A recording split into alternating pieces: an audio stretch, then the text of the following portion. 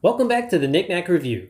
I am your host, Clint the Knick-Knack, and today we're looking at What If, Episode 8. Let's get started.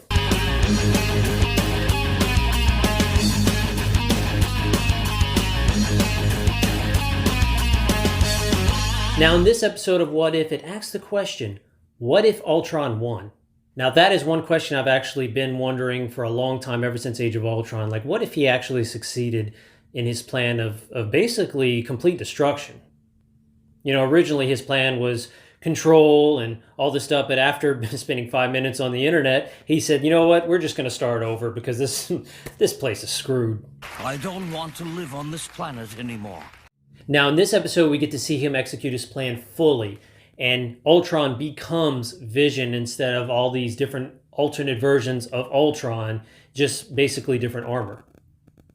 And it was really, really interesting to see Vision that we know, because he looked exactly the same, but with Ultron's voice. And one thing that was absolutely incredible to see was when Vision is actually on Earth, like Thanos actually appears on Earth like he would have in Infinity War, and he's like, oh, interesting, and he one-shots Thanos, slices him completely in half, and it was just like, wow, could Vision have really done that if he wasn't battle damaged in Infinity War?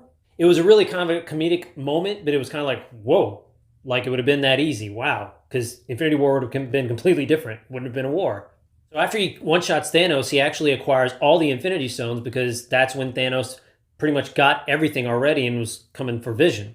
And we see this all-powerful Ultron. I'm going to call him Ultron, not Vision, because he's not Vision.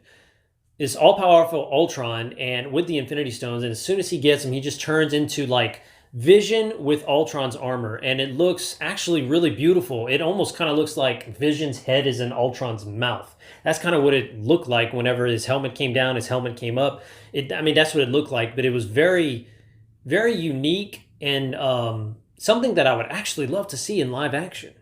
Now, this is where it becomes really interesting, because we got a hint of this in the episode with Doctor Strange, where he is trying to stop the universe from collapsing, and he actually sees the Watcher watching him, and he's like, can you help me?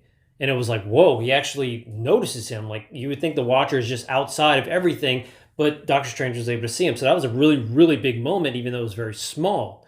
While in this episode, we actually see Ultron becoming so powerful that he is aware of existences in other universes. So he's aware of the multiverse. He sees the Watcher and literally goes after him. And the Watcher is literally escaping through different universes, and he manages to actually go exactly where the Watcher is. I'm not sure exactly where it's called, but let's just call it the Void for sake of argument.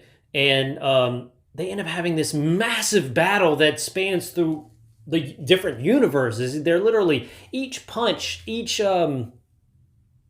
pass through, it was like breaking the barriers of universes. And I've never seen that, in my recollection, the Watcher with that kind of power, because the Watcher ultimately is a being from a planet. He is cosmic, but he is not, say, like someone like Galactus or even Eternity. He is literally just a being from another planet that records history and time. But to see him at that scale was very impressive. Now, meanwhile, while this is all going on, we see Clint and Natasha. They're like the last survivors of the Avengers and like most of humanity. Now, seeing them in this setting really gave me Mad Max, Terminator, maybe Salvation, or maybe Terminator 2 in the future. You know, just the future of Terminator, where, you know, humanity is gone and everything. That's what those kind of vibes it gave me. Maybe with a little Matrix sprinkled in, but that's pretty much all the same stuff.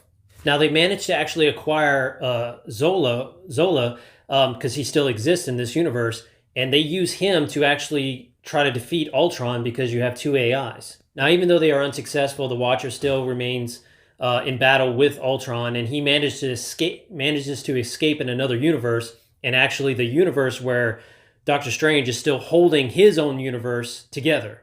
Now, with the events of this episode, it has me wondering, will the events of this series, not just this episode, trickle down into the live-action MCU? Because I still am predicting that the Watcher will make his live-action appearance, if not soon, in the near future. Look, like most of these episodes, this was absolutely great. The show, much like the other Disney Plus shows, They keep getting better each episode. It doesn't matter what you think of the first episode, the second one. It's just going to get better and better. I've heard some people didn't like this show, but I mean, and it may not be for everyone, but this show, again, like the rest, they keep getting better.